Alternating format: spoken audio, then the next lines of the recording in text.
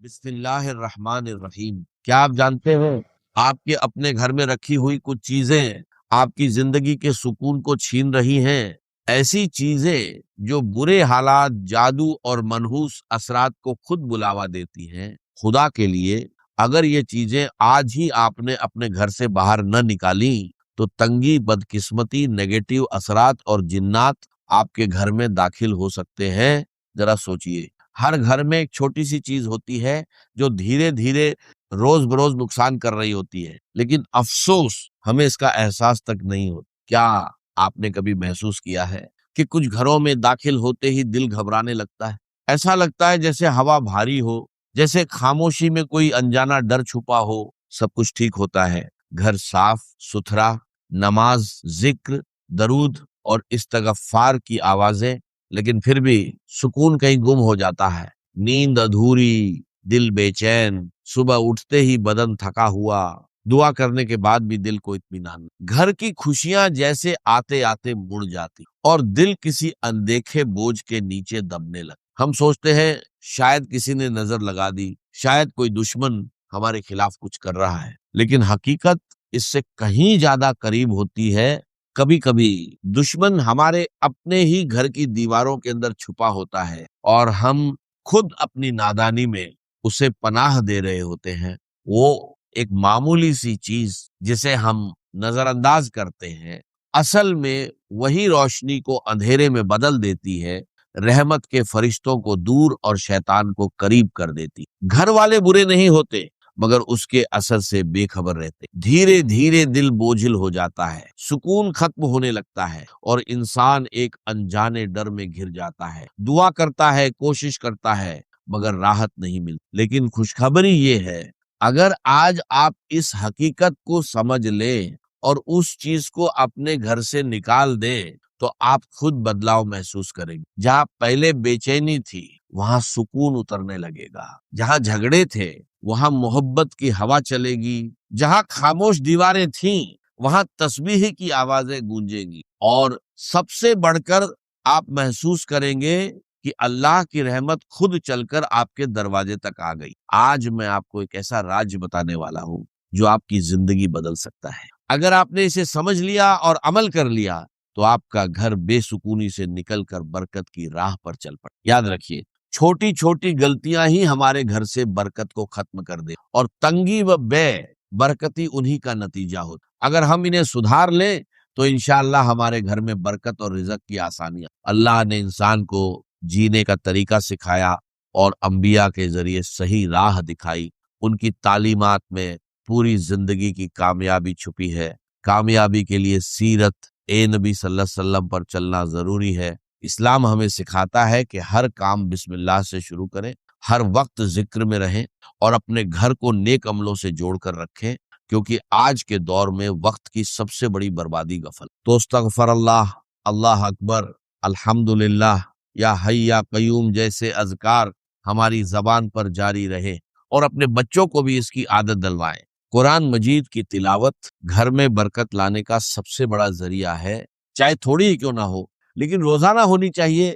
نبی کریم صلی اللہ علیہ وسلم نے فرمایا، اپنے گھروں کو قبرستان مت بناؤ، کیونکہ جس گھر میں سورہ بقرہ پڑھی جاتی ہے وہاں سے شیطان بھاگ جاتا۔ رات کو عشاء کے بعد سورۃ واقعہ کی تلاوت رزق میں اضافہ کرتی۔ صبح سورہ یاسین اور جمعۃ المبارک کو سورہ کہف کی تلاوت، یہ سب برکت اور رحمت کے دروازے کھول دیتی۔ یاد رکھیے، اگر آپ اپنے گھر میں سکون، برکت اور رحمت چاہتے ہیں تو آج ہی ان چھپی ہوئی غلطیوں کو پہچانیے اور اپنے گھر کو اللہ کی رحمت کے لائق بنائیے۔ یقیناً سب سے بہتر راستہ تقویٰ کا راستہ ہے، اور اے اہل عقل مجھ سے ڈرتے رہو۔ بے شک اللہ تعالیٰ کے نزدیک تم میں سب سے زیادہ عزت والا وہی ہے جو سب سے زیادہ پرہیزگار ہے، اور اللہ تعالیٰ ہر چیز کو جاننے والا، ہر بات سے باخبر ہے۔ اب ذرا سوچئے، گھر میں برکت کیسے آتی ہے؟ کیا صرف مسجد میں عبادت کرنے سے یا صرف محفل میں نیک بننے سے؟ نہیں، اصلی امتحان تو تب ہوتا ہے جب انسان تنہائی میں ہوتا ہے، جب کوئی دیکھنے والا نہیں ہوتا سوائے رب ایک کائنات کے۔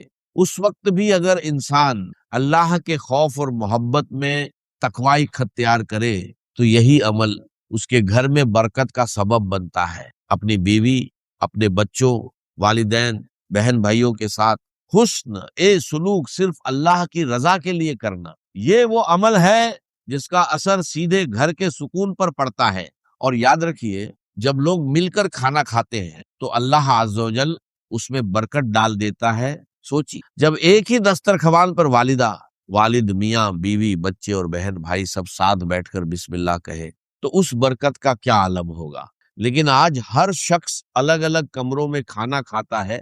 ये आदत सिर्फ दूरी नहीं बढ़ाती बल्कि घर की बरकत भी कम कर देती। नबी करीम सल्लल्लाहु अलैहि वसल्लम ने फरमाया कि अल्लाह के नजदीक सबसे प्यारा खाना वो है जिस पर ज्यादा हाथ हो। सहाबा ने कहा, हम खाते हैं मगर सैर नहीं होते। तो आपने फरमाया, शायद तुम अलग अलग खाते हो, इकट्ठे होकर खाओ और अल्लाह का नाम लो, बरकत हो। रिज़्क में बरकत का एक अहम राज सुबह का वक़्त है। हमारे बुजुर्ग फजर से पहले उठते, नमाज और तिलावत करते, फिर हलाल रिज़्क की तलाश में निकलते। इसी में सुकून और बरकत थी। आज लोग रात भर जागते हैं और फजर में सोते हैं, इसलिए कमाई ज्यादा होने के बावजूद बरकत नहीं रहे। अगर हम बरकत चाहते हैं तो आदतें बदलनी होंगी। सुबह जल्दी उठना, रात को जल्दी सोना और अल्लाह पर सच्चा तवक्कुल करना होगा। एक मजदूर था जो दिन भर मेहनत करता मगर फिर भी बेसुकून रहता। आखिर वो एक बुजुर्ग के पास गया। बुजुर्ग ने कहा, आज कुछ मत खरीदना, सिर्फ मिठाई लाना, मैं उस पर दम करूंगा, फिर घर जाकर दरवाजे पर रख कर खामोशी से सुनना।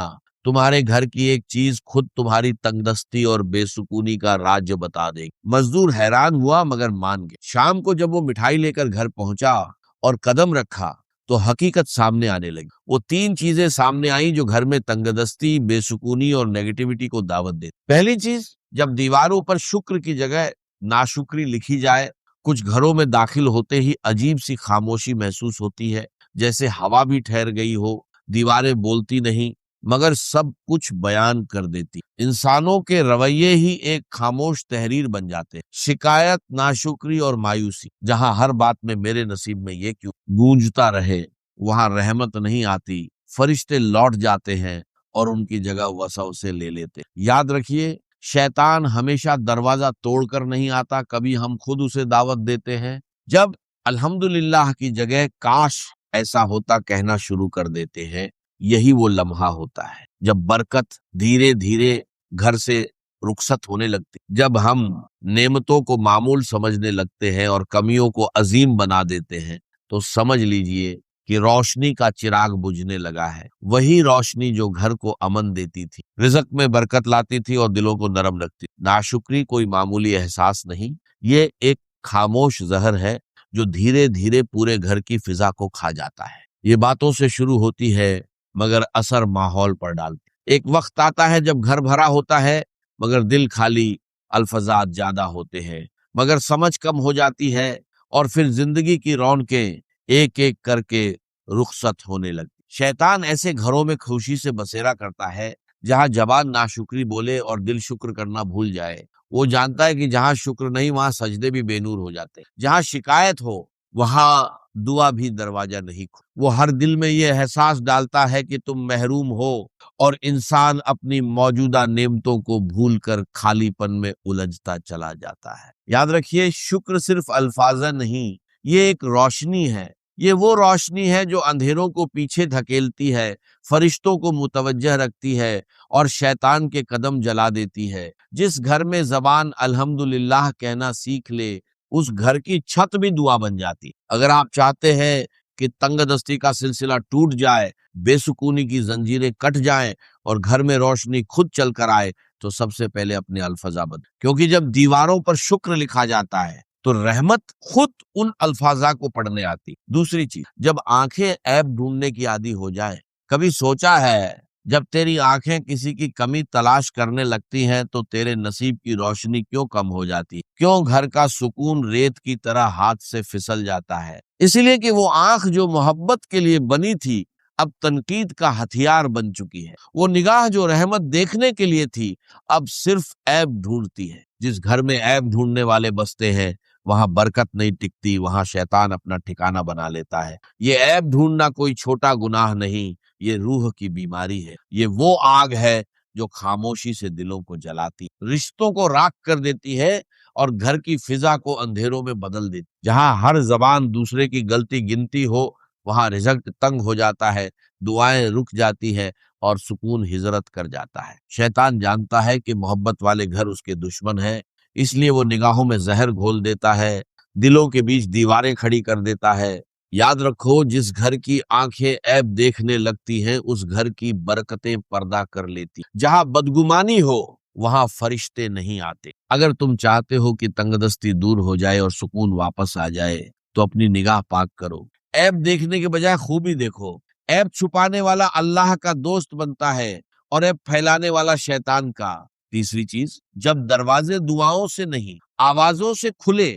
کیا تم نے کبھی سوچا ہے کہ گھر وہ جگہ ہے جہاں امن اترنا چاہیے، جہاں ہر سانس میں محبت کی خوشبو ہونی چاہیے؟ لیکن اگر وہی دروازہ شور، تلخی اور چیخ پکار سے کھلے تو سمجھ لو کہ وہاں رحمت کی جگہ زحمت نے لے لی۔ جب گھروں کے دروازے سلام سے خالی ہو جائے تو وہاں فرشتے نہیں آتے۔